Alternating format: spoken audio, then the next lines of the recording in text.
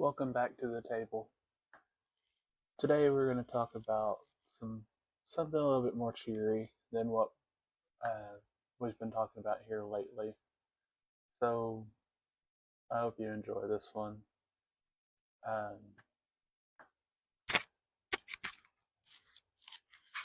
I kind of titled this episode, even though I don't give titles to episodes except for the ones that uh, really have secondary titles.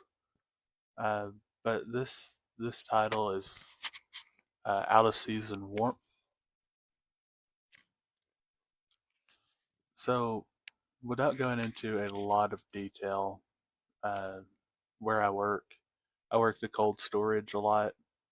Um, I work in anywhere between 36 degrees Fahrenheit to negative 20 degrees Fahrenheit, and it's like that nearly year round. So, if you don't know anything about me, is I am very hot natured. So I typically thrive in the cold because it gives me the opportunity to just continue to work in order to build up heat within myself.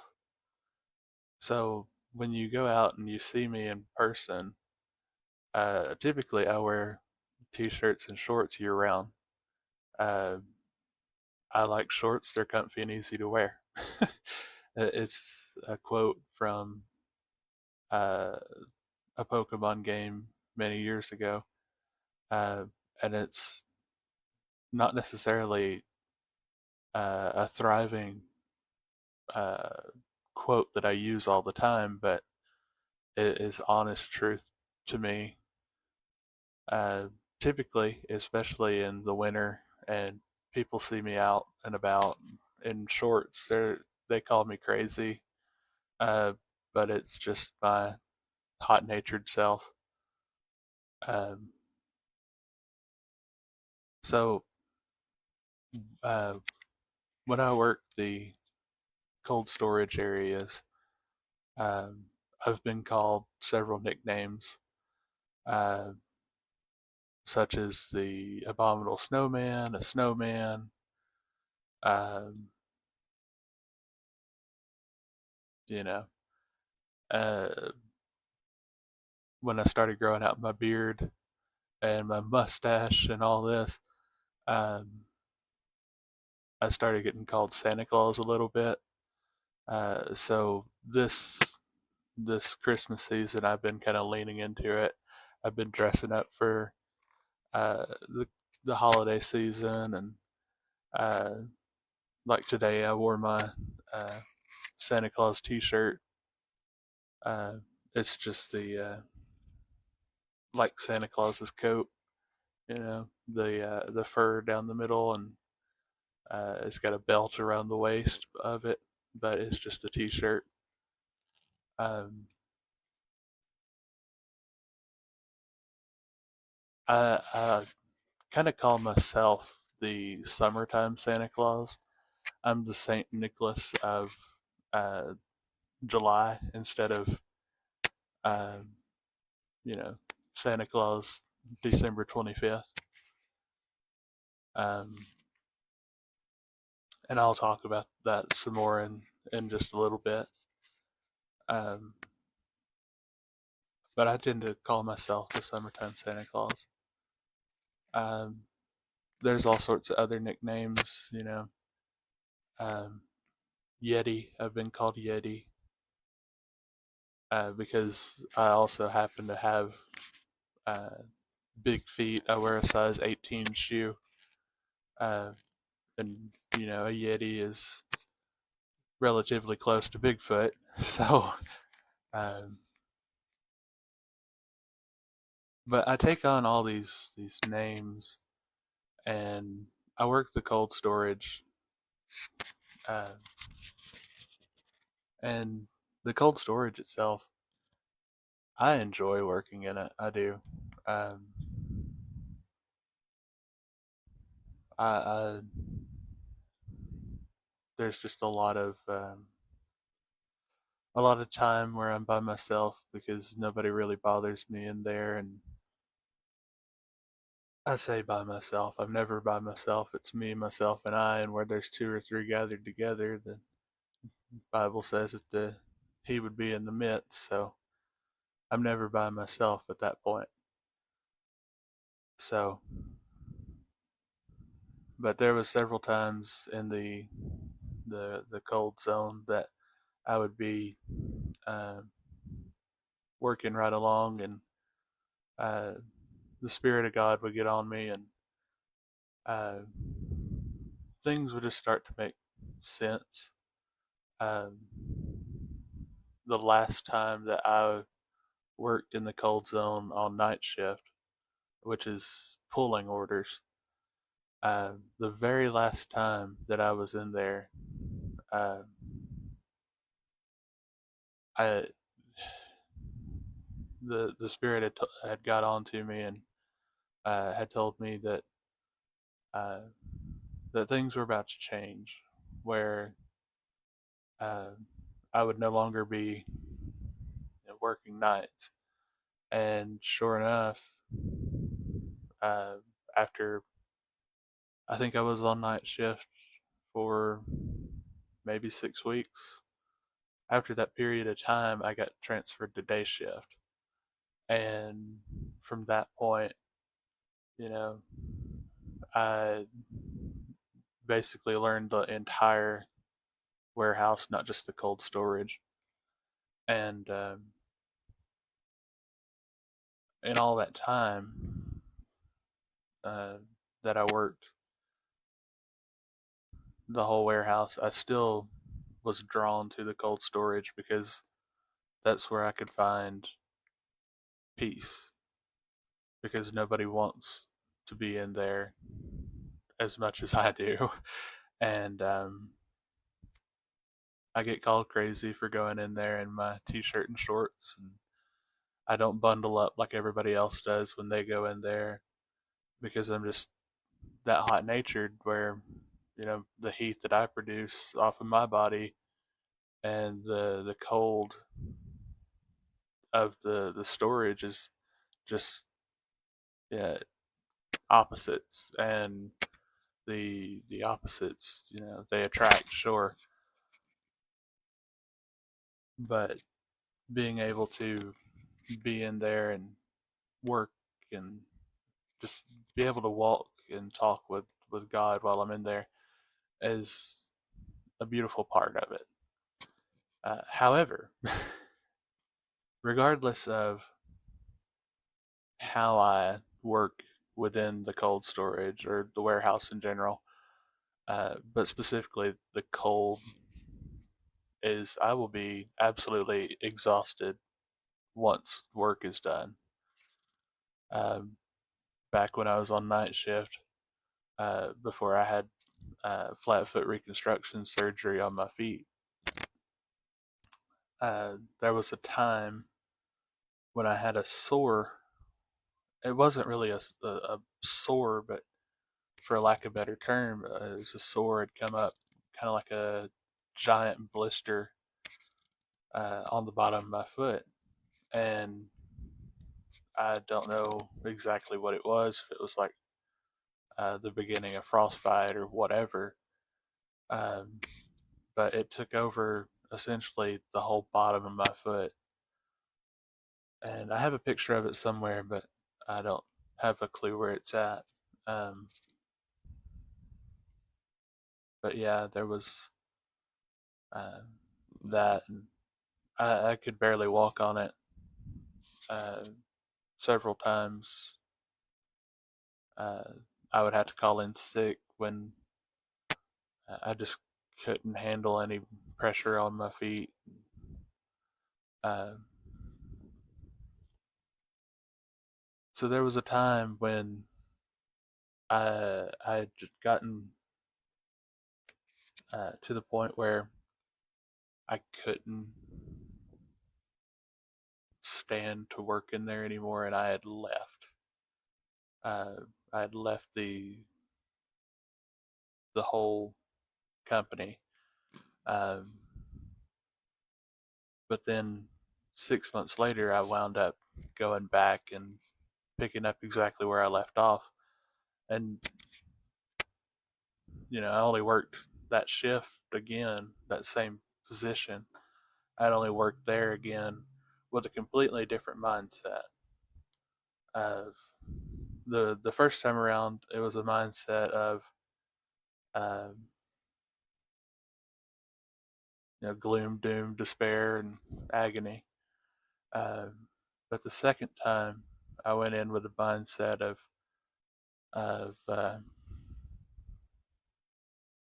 this time it's going to be better.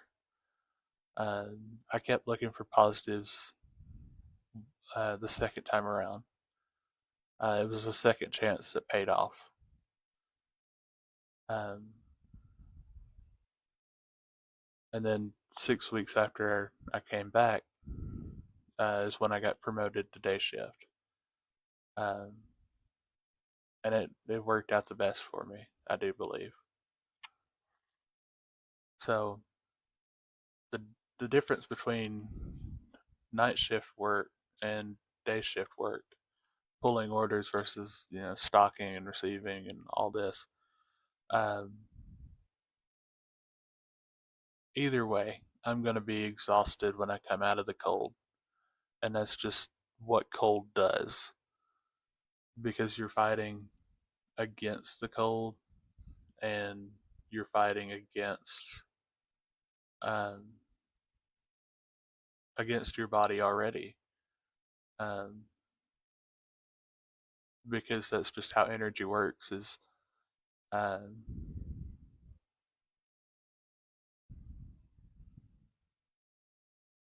but you're also fighting your mental, um, where you don't want to do it, and I mean you fight this you fight your depression before you even walk into the warehouse. Warehouses, gray floors and gray walls, and you have to come in with a positive attitude, and you have to you just have to be the burst of sunlight that gets in through the door. And that's the exactly the same attitude that I have most days when I work. Um, Regardless of the day before, if I'm exhausted, you know, coming in.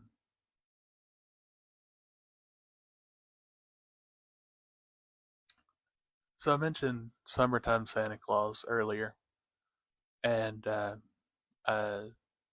it kind of started as a story um, that I kind of made up, but it's a true story. At one time, there was a play to win claw machine at one of the local Walmarts here, and when when they still had it in their game room, I never understood why Walmart had a game room to begin with, but I digress. Oh, excuse me.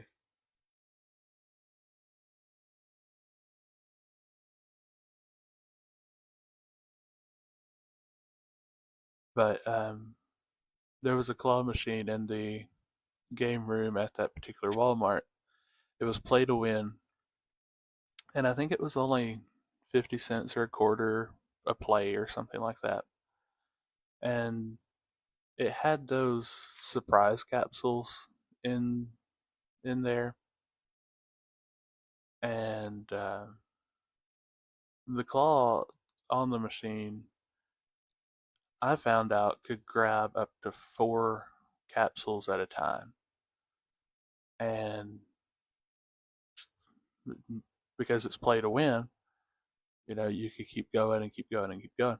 Well, I wound up spending $10 whole on this machine and nearly cleared it out. And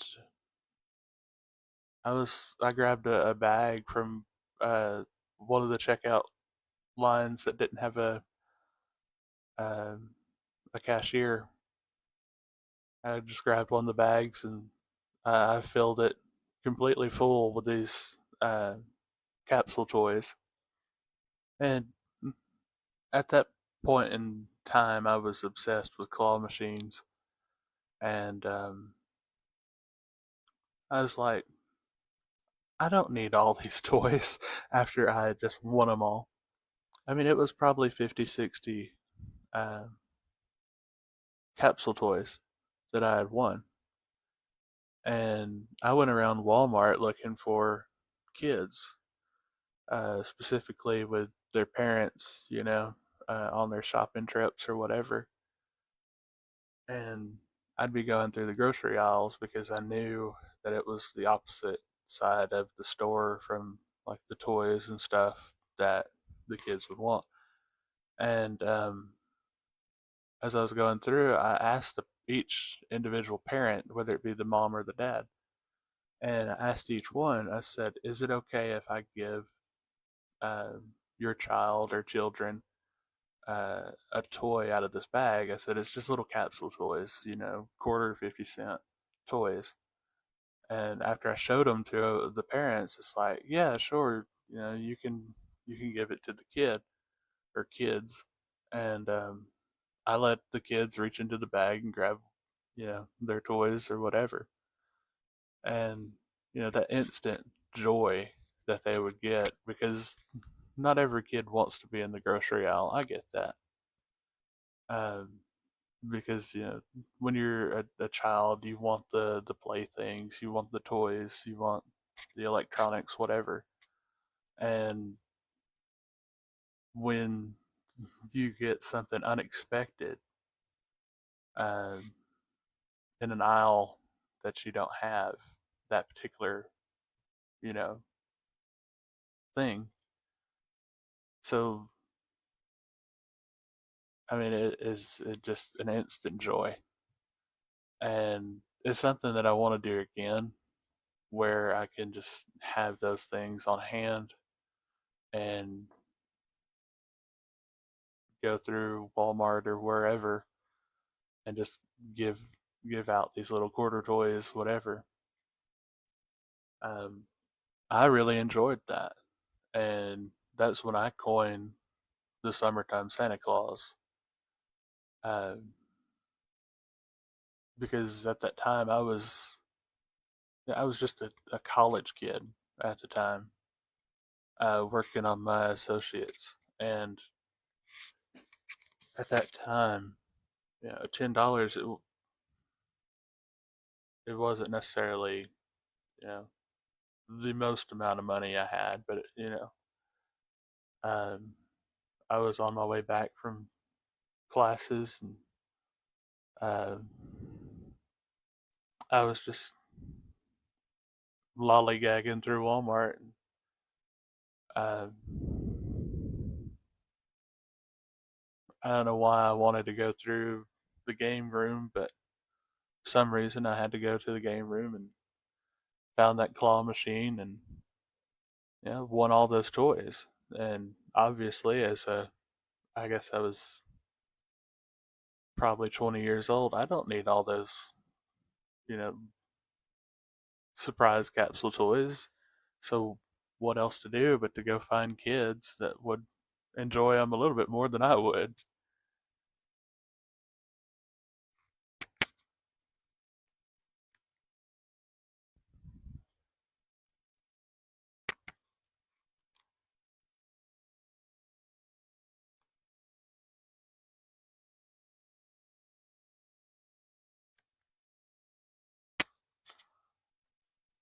So the cold storage and summertime Santa Claus, uh,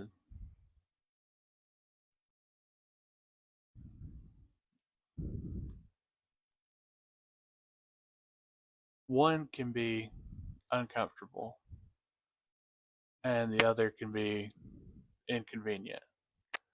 So the inconvenience of the cold storage and the uncomfortableness of walking up and talking to each and every individual parent, um, it's kind of nerve wracking.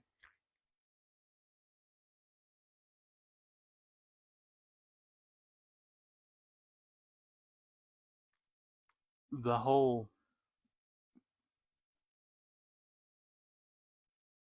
the whole thing about the generosity behind Summertime Santa Claus, um, is that a lot of people miss the miracle of gift giving, because it's not seasonal.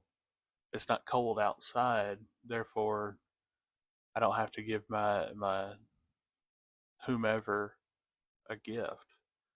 Um, Whereas, you know, you put in so much work in the cold storage that, you know, because it's not cold outside, is or whatever. Um,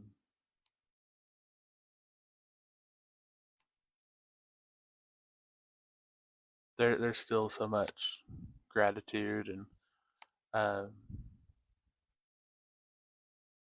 perseverance of the body when you're in the cold storage. So think back to the Christmas story of, uh, the birth of Christ,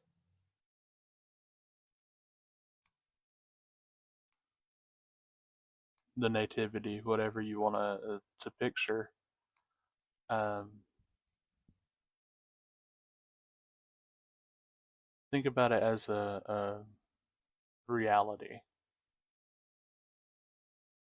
Whether or not it was a cold night, I couldn't tell you.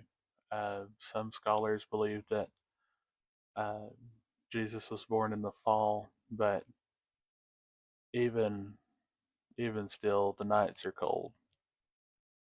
Um, so think about, the cold night, exhausted parents, no control over the setting of, you know having to give birth in a barn, uh, and a baby laying in a manger.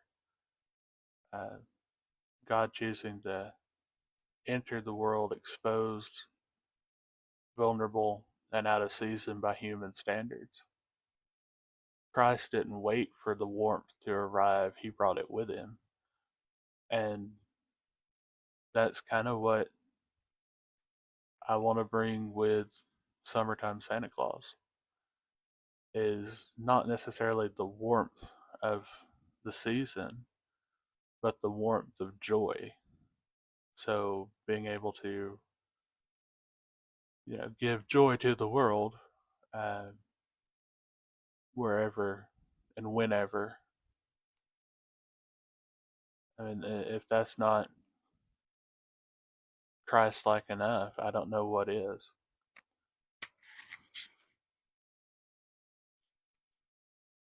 So, what is your cold room, you, the listener? Uh, is it work? Is it grief? Is it burnout? Is it invisibility? Just because something drains you doesn't mean it's pointless. Some callings cost more energy because they preserve life for others. It's okay to rest. You don't have to feel guilty about resting. I mean, even in the midst of a storm, when everybody else thought that they were going to die, Jesus was taking a nap in the back of the boat. You understand that that is got to be one of the most,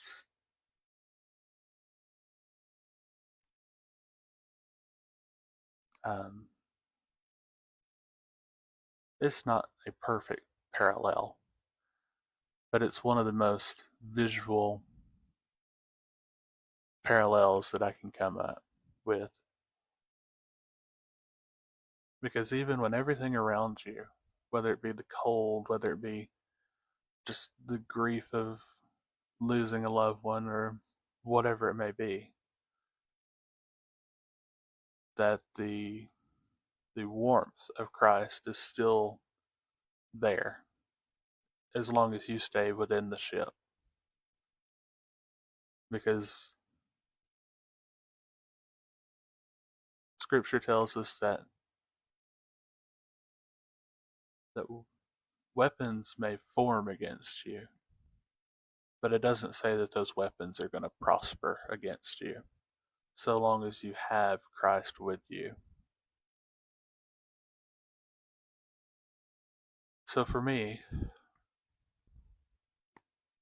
it's the cold. I enjoy working in the cold. I enjoy being the light in the darkness.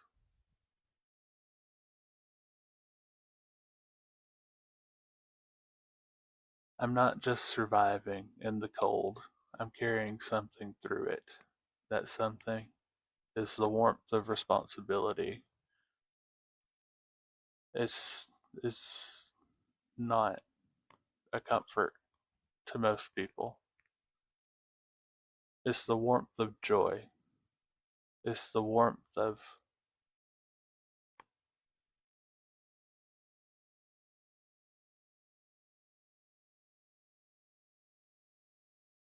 it's the warmth of joy. It's the warmth of responsibility.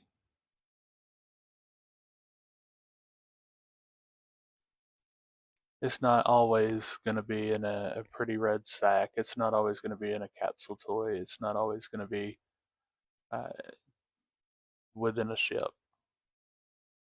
Sometimes carrying warmth forward is not bundling up through the cold. It's you surviving with Christ. It's you walking with Christ, even when the road is rocky, even when it seems like everything around you has just gone to pot, when it's your friends have turned their back on you, and they treated you like trash, and when you feel like giving up, and when you feel like everything is just against you, you carry the warmth. You are the torchbearer for Christ. And even when it feels like your torch is nothing but ashes on top of a hot coal, you still got the hot coal. Fan that flame. Get the coal to bring forth another flame. That way it will burn brighter. Give it a little fuel. In order to get fuel, you have to be around people that will fan your flame. And sometimes that's hard to do, especially when you're alone in the cold. But when you can find someone who will walk with you, it'll be sharing the warmth between you two. And like I said earlier, where two or three are gathered together, he will be in the midst. So you're never alone, even if you counted yourself as 6 different people. Me, myself, and I, and them, their selves, and them. You know, you're never alone.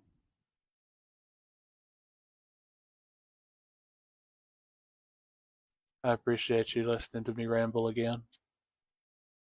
I hope that this episode did bring you a little bit of joy, and maybe there's just a little bit of summertime Santa Claus within you. So bring forth joy as you go and you get up from the table today. Thank you.